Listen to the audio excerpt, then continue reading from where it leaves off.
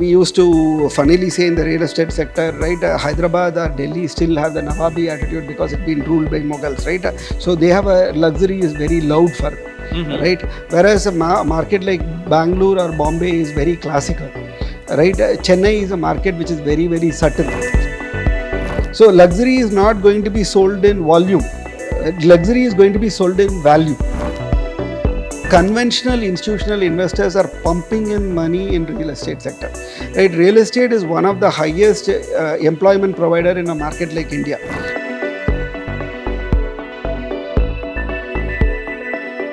Hello and welcome. I'm Jai Srinivas and this is C-Suite Conversations. We are joined by Mr. Arun Bharathi, the founder of Bharathi Meraki, the real estate firm in Chennai. Thank you very much indeed for your time. You began your career as a techie, and techies are kind of nerds there, and you gotten into a completely contrasting field, which is realty right now. It's a cutthroat world there. But what's behind this transition? What inspired you to start something like Bharathi Meraki? See, anything is technology or non-technology, right? End of the day, it's about applying yourself and spending time learning and implementing, as simple as that, right? So I think that's an opportunity which I saw in real estate also, because it is much more simpler, and if you have to put it in a simple way, in Hindi they say, right, kapda, makan or sweets, right, which is always there. So real estate is one thing which is ever going to be there. So it's hard asset, it can't change. The technology can change, real estate will not change. So all these things put together, I started exploring in real estate, and we were able to find your feet here, and we found there is a huge gap available for professionals in the real estate field. That's where it grew. You seem to be playing a significant sort of a niche curated role, right? In terms of your offerings, it's more like, an accenture of sorts in the realty as a service, if I may put out. So, how has the market reacted to this approach of yours? So let me first explain what we do in real estate, because for the viewers' benefit, they may not understand. So generally in real estate, when you say as a service, we generally look at brokerage. We look at PMC, where you manage constructions. You look at facility management services. You look architectural contracting and other services. This is what people know as services. But in a developed world, there is something called asset management. So it is very, very similar to what do you do with equity. Right? In your stocks, you have a portfolio manager or a mutual fund which manages your equity investment and other things, right? So real estate requires much more active involvement in managing assets. So this is what Bharathi Meraki does. So we are like a family office who manages assets of large families, ultra HNIs, and slowly we are getting into corporates. So this is what we do. So if they have a land parcel, we help them develop the land parcel into something which is more fruitful and provide returns from it. So somebody has a fund allocation for real estate. So how large families operators, if they say have 100 crores, they will allocate 10 crores towards real estate, 10 crores towards equity, 10 crores towards debt, 10 crores towards private equity. This is the way they allocate, right? So this allocated money, how do you deploy it? So we come into deployment of the real estate asset and figure out what is the best return for the family. So we keep the families and the ultra HNI's interest in mind, and we work on the entire project for them. Okay, so I want to shift your focus to your marquee project, Taj Skyview, right? So, and you got into a JV with the AMPA group, and you have brought in Taj, the IHCL as the brand collaboration, right? So, and convincing a brand like Taj is no easy task, especially when there are big players like DLF and sort of Hiranandanis, all that in the real estate world. What do you think has sealed the deal, and what was our pitch looks like? So I'll do a small correction. We are not JV partner with AMPA. We are a DM partner with AMPA, which is basically a service what we provide in this entire scheme of things. So basically this was a family land parcel which is available in center of the city. So it has its own challenges which we want to overcome, and we want to increase the value. That is a challenge given to our organization. So when we started looking into it, we started analyzing the entire global market, what is happening, global trends. We figured out if we are an early mover advantage in branded residence as a space, so it will be great. So when we started looking for branded branded residence as an opportunity in India. Branded residence was fairly new in India. There are one odd projects implemented here. There, somebody like a Leela Residence or a Four Seasons or Trump Towers has been implemented in Mumbai, Bangalore, or Delhi. Right, so we thought, how do we differentiate it? What do we do it? So then we said our product has to be very, very unique. We will put product full effort into the product. At the same time, we should bring a brand which has a warmth and connect to Chennai. So that is where we identify and got into touch with IHCL. So we were able to give a value proposition to them, and then the partnership has been phenomenal between AMPA and IHCL, and us being in the middle helping this entire thing out. So it's been one of the very, morally, ethically, and growth-wise, ideology-wise, right partnership, which worked very well for all of us. You also seem to be diversifying, and your portfolio, for example, from ultra luxury, you have got Taj Skyview. You also have the one with GTB for ultra luxury villas again, and even the senior living elements. So, what's the strategy behind this mix, and what are there new projects in the pipeline? Any segment that you're optimistic on? See, what we are doing is, right, so we are productizing real estate. So real estate is always known as a very hyper local market. So people say you can't operate in different market because real estate need a lot of licensing support. Real estate needs a lot of local influence, where we try to say come out with products which can go across borders. So senior living is one of our products. Hospitality, which is building hotels, is one of our product, right? Then getting into branded residences is one of our product. Office spaces along with the hotels is one of the products. So what we did is we productized real estate into multiple things, and that product we are taking to various locations. That's one of the reason why we are able to diversify between, we have presence in Chennai, we are presence in Bangalore, Mysore, Gurgaon. So now we are getting into other markets like Kerala, Mumbai, and everything because of our product expertise, and we are able to take the products to other market. But who's funding? What's the funding mission behind Bharathi? So Meraki? see, our model is extremely asset light. So we productize and we show value and we create value in this entire scheme of things, and we work with large families. So effectively what happens is the families have a land parcel already. In real estate, land is the most expensive component. So that gets sorted out, right? And construction finance, with our delivery skills, we are able to pull the construction finance. So effectively, if you leave the land and the construction finance, your left out investment is very, very restricted to less than 5% of the total project value. So in this, mostly our principals, who are the landowners here, or the families, they invest the money, or they invest 50%, 70%, and we invest the balance 30% or 20%.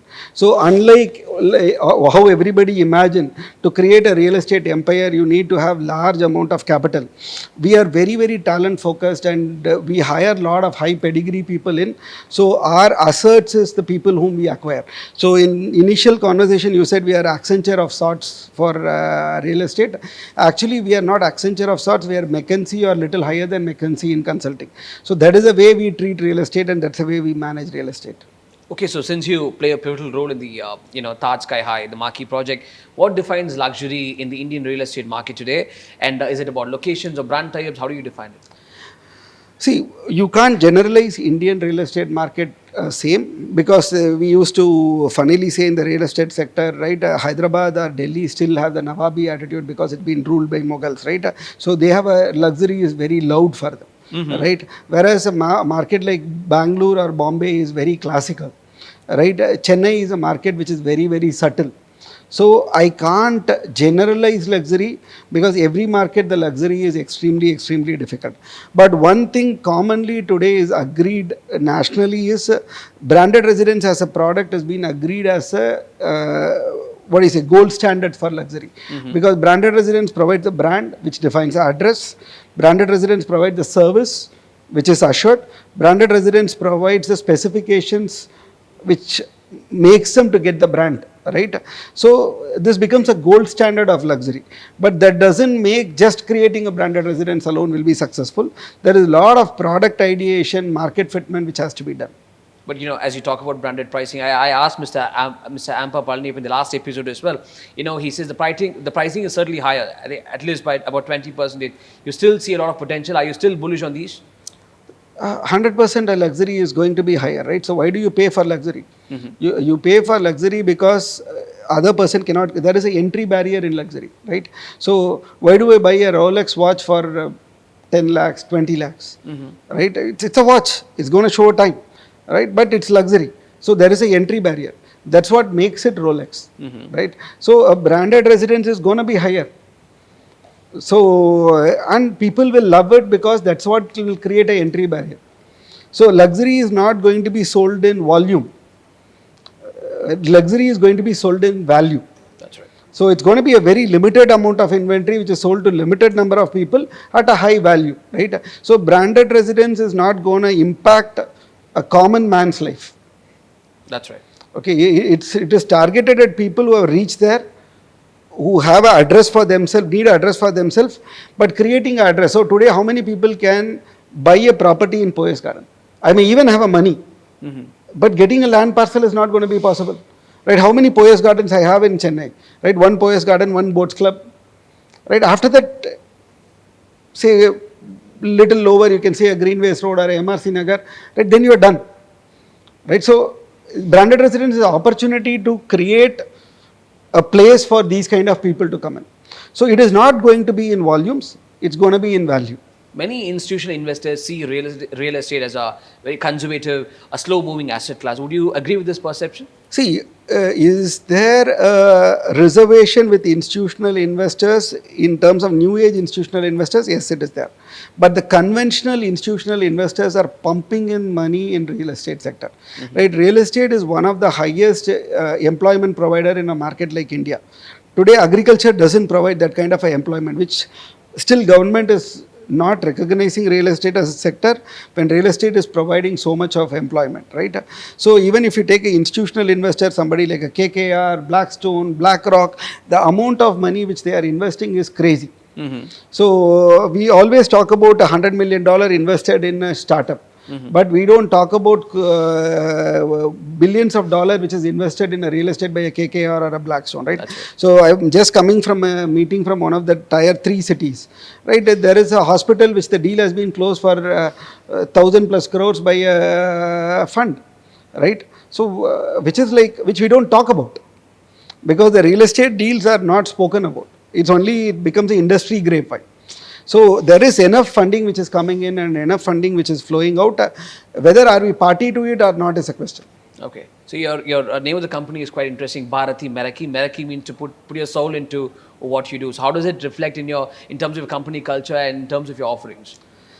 So see, we act as an extended family. Right, that's what we do. So when you talk about somebody who's managing the asset, right, I have to put the person who owns the asset in front of our asset. How can I do that? Only by putting their interest before you, right? That is possible only when you see the work as your extension of your soul. So this is something which we strongly believe, and that shows up in our multiple larger families which we have started partnering with. So Mr. Ampa Palniappan, whom you met, is one of the well-known families here. He's considering us as an extended family and partner, right? So that's the only reason we are able to do is what we follow what our name is, right? So we don't see it as an opportunity to make money. So we stand shoulder to shoulder with them. We are being partners in tough times and good times. So we are not partners only in good times. So this is possible only when you leave everything as your extension of your soul. Okay, so there's also growing demand for eco-conscious projects, and how what's the sustainability strategy of Bharathi Meraki, and do you see demand? Do you see clients paying dividend for these? 100%, and especially in the corporate world, it is very, very higher. In the evolved buyers, it is extremely high. So even if you take the Taj Sky View is gold lead standard, in terms of sustainability, right? Our next project which we are doing is very, very interesting. We are doing with elementals of nature, right? Where we are developing it. It's not even standards, right? Even the entire creation is going with what flora and fauna will suit in that location. How do we change the microclimate? This is how we are working on it. So we strongly believe in sustainability and we strongly align ourselves. But our definition of sustainability doesn't stop with a gold LEED certificate or gold platinum certificate. Oh, I mean, tell me what would you suggest if you're a policymaker right now? What do you think is sort of inhibiting the growth of Indian real estate? See, again, I wouldn't say Indian as general because the policies of real estate changes from state to state. So if I take Tamil Nadu, the first, and because this is not a thing to list 100 points, but I would say only one thing, let Tamil Nadu be more a taller state, because the advantage of being a taller state is that I'm not asking about increasing the FSI. I'm talking about if I allow people to grow taller, right, my ground coverage will be lesser. So because of which what happens is the green belt will be much, much higher. Today, because I'm restricting the height, my buildings are shorter and broader, which means my ground coverage is very, very high. So my green quotient is reducing. So this could be the one single thing which could help in increasing the green quotient in the state. Okay, so coming from a tech background, how are you leveraging technology in real estate? See, it is a very, very important thing today. Real estate is as tech as a business as it could be, right? So look at the construction technologies. It's evolving every single day. So you have to keep abreast with it. When AI is coming in, so many things in real estate can be. See, AI is what it is doing. It is doing pattern matching and reducing your work. So in real estate, so many things are patterns. So we have started implementation of AI already. So similarly, your CRM, your construction management. So everything is tech control, right? So there is one set of whatever we call it as tech, which is a computer-based tech, which is getting implemented. Second thing is the tech in terms of your construction methodology, in terms of your material usage. So that is also a tech. So we do a combination of both in terms of tech. So where do you see Bharathi Meraki in the next 5 to 10 years? You see as a boutique player doing some niche roles, great stuff, or you see it as a pan-India player similar to Hiranandanis or the Seabros, DLFs? See, we are not going to compete with Hiranandanis and Seabros of the world because we are, our philosophies and the methodology of operation is very, very different because we are more partnering with multiple people. That's right. Okay. So our entire methodology is growing by partnership. Right, so already we are going towards a pan-India movement, right? So we have already been in Gurgaon, we are in Bangalore, Mysore, which is all signed and implement projects are going on, and we are getting into newer market like Bombay and other places also, right? So we are going to be pan-India.